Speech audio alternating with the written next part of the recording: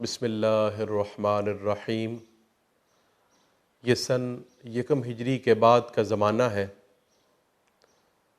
شعبان المعظم اختتام پذیر ہو رہا ہے۔ ماہ مبارک رمضان المبارک کی آمد ہے۔ مدینہ منورہ کی پاک سرزمین ہے۔ سید الانبیاء والمرسلین رحمت للعالمین، شمع بزم ہدایت، جلوہ افروز ہیں اور شمع رسالت کے پروانے حاضر خدمت ہیں۔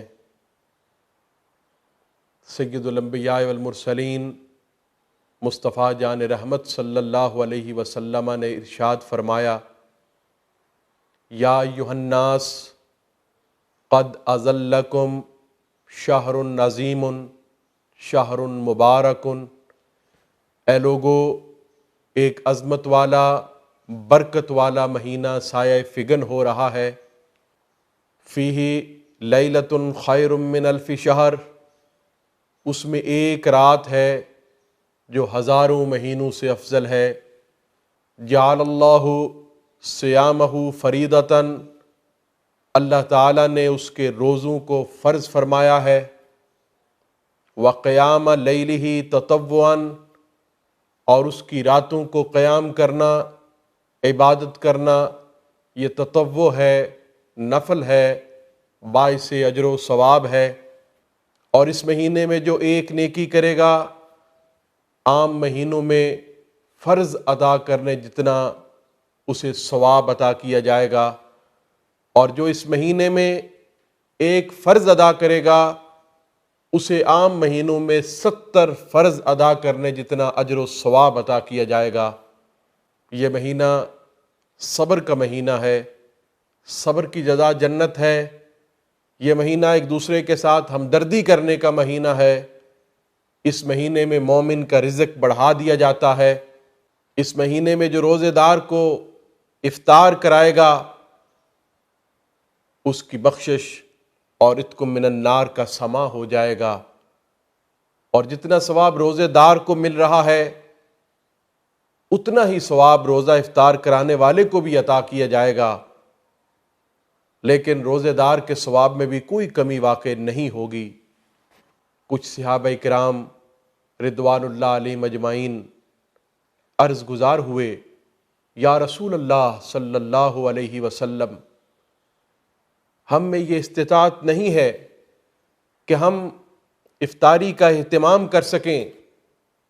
تو اس موقع پر نبی رحمت صلی اللہ علیہ وآلہ وسلم نے فرمایا کہ جو پانی کے ساتھ یا کھجور کے ساتھ یا دودھ کے ایک گھونٹ کے ساتھ بھی افطار کرائے گا، اللہ رب ذوالجلال اس کو بھی اجر و ثواب عطا فرمائے گا۔ اور جو روزے دار کو پیٹ بھر کر کھانا کھلائے گا، حشر کے میدان میں میرے حوض سے اس کو پانی پلایا جائے گا جس کی وجہ سے وہ جنت میں جانے تک پیاسا نہیں ہوگا۔ اس موقع پر امام الانبیاء والمرسلین صلی اللہ علیہ وسلم نے رمضان المبارک کا تعارف ان الفاظ سے کرایا، اولہ رحمت، رمضان المبارک کا پہلا عشرہ عشرہ رحمت ہے، رب ذوالجلال کی خاص رحمتیں اس میں نازل ہوتی ہیں۔ اوسطہ مغفرۃ، دوسرا عشرہ مغفرت کا عشرہ ہے، اس میں رب ذوالجلال اپنے بندوں کی بخشش فرماتا ہے۔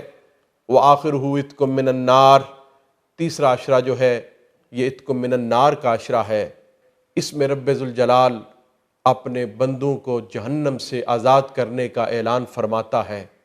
حدیث پاک کے آخر میں فرمایا گیا کہ اس مہینے میں جو اپنے غلام، اپنے خادم پر بوجھ کم کرے، اس کے ساتھ نرمی کرے، اس کی ذمہ داریوں کو کم کرے، اللہ تعالیٰ اس کے بھی گناہ معاف فرمائے گا۔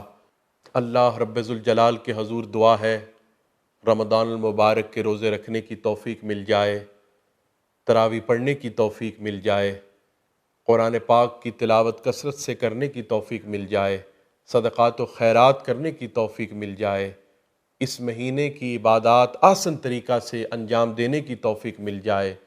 اور اس مہینے کی رحمتیں، بخشش، عتق من النار ہمیں نصیب ہو جائے، اور اس مہینے کی رحمتوں کے صدقے اللہ تعالی ہمیں آفات و بلیات سے حفظ و امان عطا فرما دے۔ وآخر دعوانا ان الحمد للہ رب العالمین۔